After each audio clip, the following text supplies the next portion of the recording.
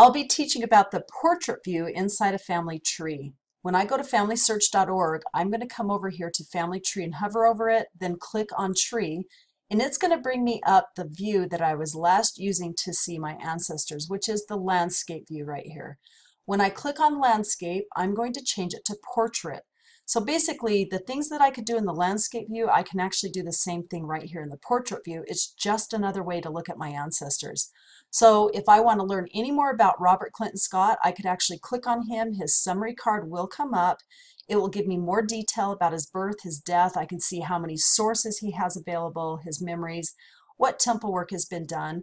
If I were to click on tree, it would put him in the very center position, which he already is there. If I were to click on person or his name, it would take me into his personal detail page. To get rid of the summary card, I'll just step into the green, click on it, and it makes that go away. Over on the right or left hand side, when I click on home, if I had been moving within my tree and put other people here at this core center place, it would put my home people back in, or my root people into the center area again. And I won't be clicking on that because they are the living and I'll protect my living. If I move this tree around and I want a quick way to get them back centered, I'll come over here and I will click on this recenter, and it just quickly puts it back. Here I can click on toggling the full screen mode, and when I click on that, it actually, if you saw that, move away, so now I can see more. If I want to bring it back, I'll click on menu, or I'll click back on that toggle mode and it brings it right back. So I like how I can actually get rid of this so I can see these ancestors' faces up here simply by just clicking there. To bring it back, go back to menu, and it brings it right back.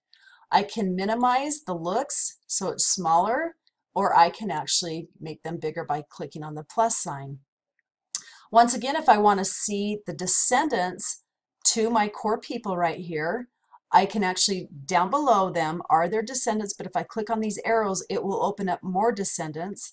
Or I can left click and drag, and I can come up here and I can click on these arrows and see more ancestors. So in this view, everybody above Robert and Ruth are ancestors, everybody below are descendants. Over here, if I want to understand the different icons that I'm seeing here, I can go click on options and it gives me a legend of what all of those mean. And I have the ability to unshow them or bring them back. So if I click on record hints, those record hints disappeared, I can bring them back. If I don't want to look at portraits, I'll uncheck those.